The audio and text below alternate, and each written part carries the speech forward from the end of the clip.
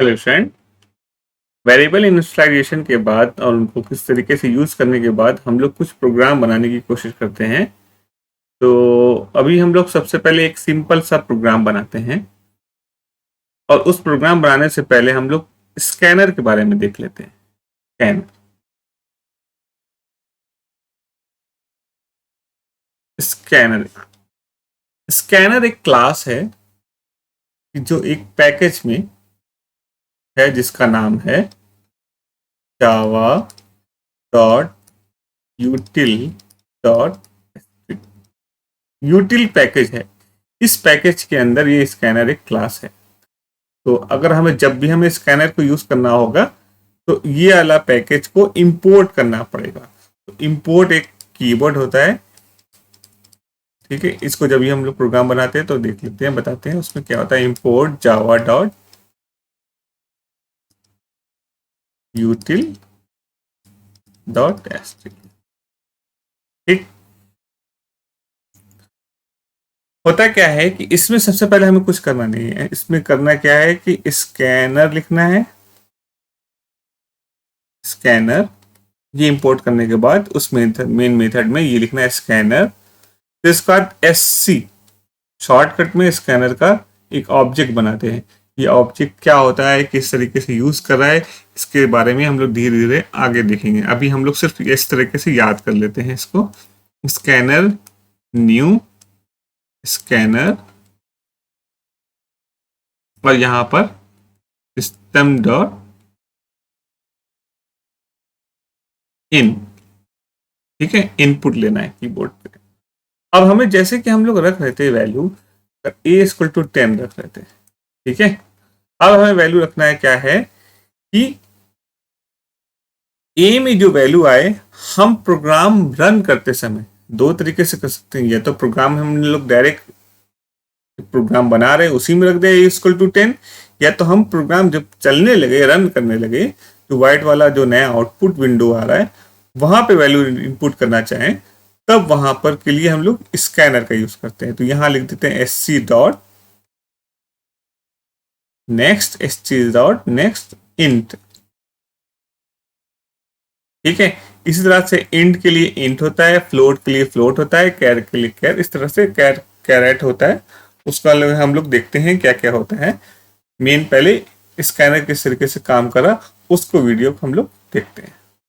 आगे हम लोग उसका एक प्रोग्राम बनाने की कोशिश करते हैं, ठीक। तो हम लोग ने क्या किया, वेरिएबल बनाया था, हेलो वर्ल्ड बनाया, वेरिएबल बनाया।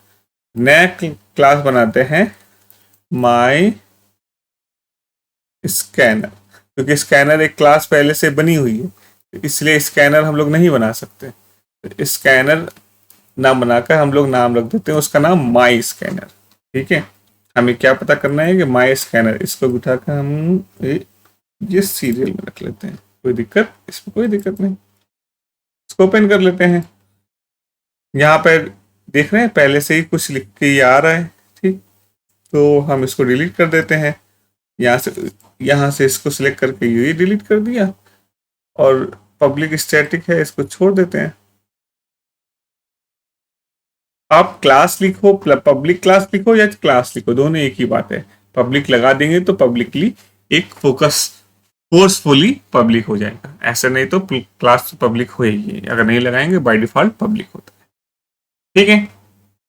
तो हमने क्या लिखना है यहाँ पर, हम लोग को याद हो गया है क्या लिखना है, पब्लिक स्टैटिक वॉइड मेन, ठीक। ये तो हमें लिखना ही है, स्ट्रिंग args, ठीक। ये लिख दिया हमने, यहां पर कर दिया। अब यहां पर हम लोग को क्या लिखना है, हमें एक स्कैनर ऑब्जेक्ट बनाना है। तो स्कैनर बनाने के लिए क्या लिख दिया, scanner scanner SC new scanner.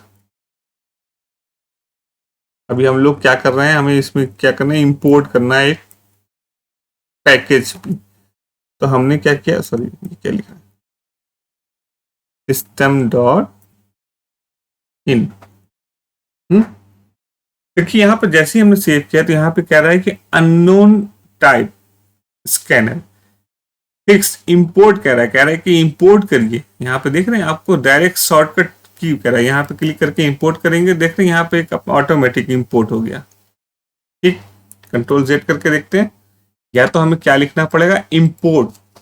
Import का मतलब क्या होता है ना कि ये जो क्लास है, ये जो स्कैनर क्लास है, ये पहले से ही बनी हुई है। किसने बनाई, जेम्स गॉसलिन ने बनाई, वो जिसको यूज करने के लिए, जिसने जावा बनाई है।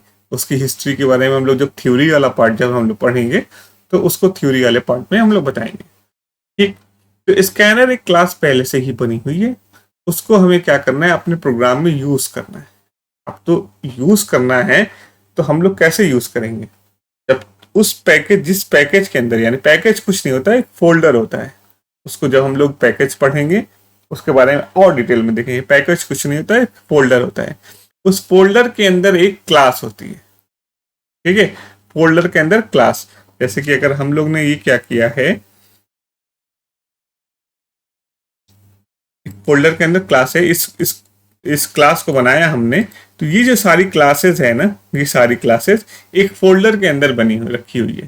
ठीक है, तो फोल्डर के अंदर एक क्लास है बनी हुई, उसको हमें इस अपनी क्लास में, अपने एक नए प्रोग्राम के अंदर यूज करना है। तो उस यूज करने के लिए हमें करना पड़ेगा, उस फोल्डर को उठाकर अपने प्रोग्राम में ऐड करना है। उस फोल्डर को उठाकर अपने प्रोग्राम में ऐड करने के लिए हम लोग यूज करते हैं इंपोर्ट। ठीक है, इंपोर्ट कर दिया। इंपोर्ट कर दिया, क्या कर लिया, Java dot util dot asterisk, यानी जावा एक फोल्डर है, उसके अंदर एक यूटिल फोल्डर है, यानी पैकेज है। इस पैकेज के अंदर से ये पैकेज है, इस पैकेज के अंदर स्टार लगा दिया तो इस पैकेज की सारी क्लास को इस प्रोग्राम में ऐड कर ले। बहुत सारी क्लास हो सकती, उस क्लास को हम लोग देखेंगे बाद में भी। तो हमने ऐड कर लिया, देख रहे जैसे ही लिखा है हमने यूटिल एस्ट्रिक लगाया, ये एरर गायब हो गया। ठीक, तो इसको सेव कर लिया। अब हमें करना क्या है कि इस स्कैनर के थ्रू हमें एक वेरिएबल में, हमने लिख लिया कि वेरिएबल का नाम ले लेता है एन। ठीक, एन इस एन। ठीक, अब इस एन वेरिएबल में हमें क्या वैल्यू रखना है, तो क्या लिख दें, S C dot next int. ठीक, यहां तक तो समझ में आया। ठीक है कि भाई हमने एक स्कैनर लगा लिया, एक वेरिएबल ले लिया, वेरिएबल में उसको रन करा के देखते हैं तब तो कुछ समझ में आएगा। रन कराते हैं, कंपाइल किया, कोई एरर नहीं। ठीक, वापस यहाँ गए, माई स्कैनर को रन कराया। रन कराने के बाद देख रहे हैं ये क्या हो रहा है। यहाँ पर देखिए हमारा कर्सर, इसको कर्सर जो ऐसे ब्लिंक कर रहा है ना, ब्लिंक कर्सर यहाँ पे कर रहा है। यहाँ पे वैल्यू इंटर करने को कह रहा है। हम यहाँ पे लिख देते हैं 5। 5 लिखा और इंटर का कीवर्ड देते हैं, इंटर की करते हैं। इंटर किया तो 5 इंटर किया, तो यहाँ पर क्या किया, एक इंटर 5 दिखा गया। ठीक है, तो मगर हमें हुआ क्या, ये प्रोग्राम तो कुछ सही नहीं हो, क्या रहा है तब, प्रोग्राम कुछ नहीं कर रहा है हमारा प्रोग्राम इसको पहले क्लियर कर देते हैं। प्रोग्राम सिर्फ क्या ले रहा है, कीबोर्ड से एक वैल्यू ले रहा है। अभी अगर ये वाली लाइन हम लोग हटा देते हैं, मान लेते हैं इसको हटा देते हैं। ठीक, और इसके इक्वल टू 5 लिख दिया। ठीक है, हमने 5 लिखा। अब 5 को क्या किया, हम उसको प्रिंट करा देते, system dot out dot print. ठीक है, तो हम लोग क्या लिख सकते हैं, डायरेक्ट करा सकते हैं, इसको एन भी लिख सकते हैं। ठीक, इसको कंपाइल किया। कंपाइल करने के बाद कोई एरर नहीं, इसको रन कराया हमने। रन कराने के बाद क्या मिला मुझे, यहाँ पे मिला क्या, मुझे 5 मिला। ठीक, क्या मिला, 5 मिला। तो हुआ क्या कि यहाँ पे तो 5 हमने कीबोर्ड से तो नहीं मांगा, यहाँ पर मांगा, यहाँ पर लिखने पर, यहाँ पर लिखने के लिए नहीं मांगा, उन्हें उसने डायरेक्ट प्रिंट कर दिया। अब यही काम अगर हम लोग यहाँ पे करते कि इस एन को यहां से ना लग के यहां पे लिखते N equal to S C dot next int ठीक, उसके बाद फिर इसको हम प्रिंट कराते हैं। इसको कंपाइल करते हैं, पहले कंपाइल किया, कोई एरर नहीं, और उसके बाद फिर इसको रन कराया। रन कराया तो अब देख रहे हैं ये रुका हुआ है और कह रहा है type input and press enter to send. ये वाला आउटपुट पहले का है, इसको एक बार क्लियर कर देते हैं। हम क्या कर रहे हैं, यहाँ पर 10 कर देते हैं। 10 हमने इनपुट किया और इंटर किया।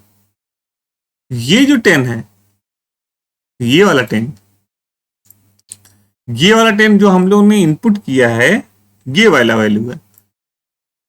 और दूसरा वाला 10 जो है, ये हम लोग ने जो n को प्रिंट कराया है, ये वो वाला 10 है।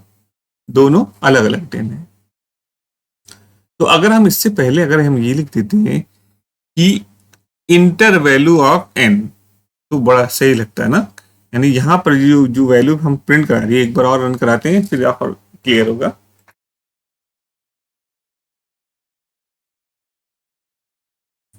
इसको रन कराते हैं। ये जो मैसेज आ रहा है, यानी यहाँ पे लिख रहा है, यहाँ पे इससे पहले एक मैसेज आ जाता है कि यहाँ पर इंटर वैल्यू ऑफ 10, तो हम लोग यहाँ पर 10 लिखते और उसके बाद रन करते, तो फिर ये वैल्यू नीचे आती। इसके लिए क्या करेंगे हम लोग, क्या कहेंगे, इससे पहले यानी इस इनपुट से पहले एक और हम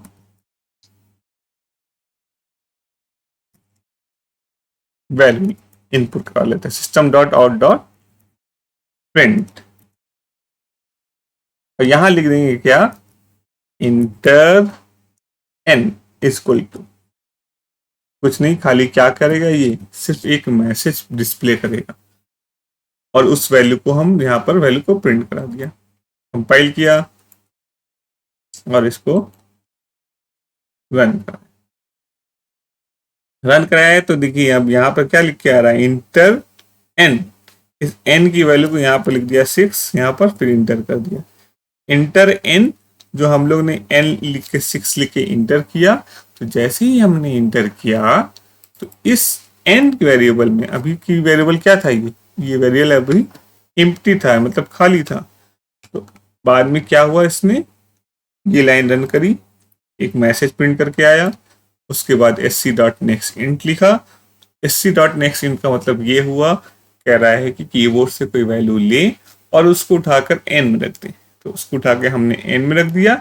n में रखने के बाद वो n में वैल्यू जो हम लोग ने इनपुट किया है, जो 6 लिखा था अभी, वो 6 वैल्यू क्या हुई, n में चली गई और n में स्टोर हो गई और उस n को फिर प्रिंट करा दिया। तो स्कैनर इस तरीके से काम करता है। उसके लिए मुझे 2-3 काम करना पड़ेगा, एक ये काम करना पड़ेगा पहले और एक ये। उसके बाद जैसा जैसा जहां जहां आप इसको यूज करना चाह रहे हैं, sc.nextInt, sc.nextfloat, sc.nextCaret, 0x करके आता है, उसके बारे में हम लोग देखते हैं कैरेक्टर कैसे लेते हैं। ठीक है, अगर कोई स्ट्रिंग ले रहे हैं, कोई का नाम ले रहे हैं, कैसे ले रहे हैं, वो सारा चीज देखेंगे हम लोग आगे प्रोग्राम में। तो स्कैनर किस तरीके से काम कर रहा है, उसके लिए हमें 2 चीज हर हाल में करनी ही करनी है। एक इंपोर्ट करना है उस पैकेज को जिस पैकेज के अंदर क्लास है, ये स्कैनर क्लास है, और दूसरा उस स्कैनर का एक ऑब्जेक्ट बनाना है। ये काम क्या कर रहा है, स्कैनर का ऑब्जेक्ट बना रहे हैं। तो ये लाइन और ये लाइन आपको याद करके इस तरीके से लिखना पड़ेगा। तो नेक्स्ट क्लास में हम लोग आगे प्रोग्रामिंग में कुछ पढ़ेंगे, आपका स्वैपिंग कैसे करते हैं, कुछ एरिया कैसे निकालेंगे, फ़ारेनहाइट में कोई वैल्यू है कैसे चेंज करना है। तो इस तरह से छोटे छोटे बहुत सारे प्रोग्राम हैं जो कि हम लोग कीबोर्ड से इनपुट लेंगे और उसको आउटपुट करवाएंगे। ठीक है, इसके लिए अभी के लिए कोई डाउट है तो आप लोग कमेंट बॉक्स में ज़रूर करें। Thank you, bye bye.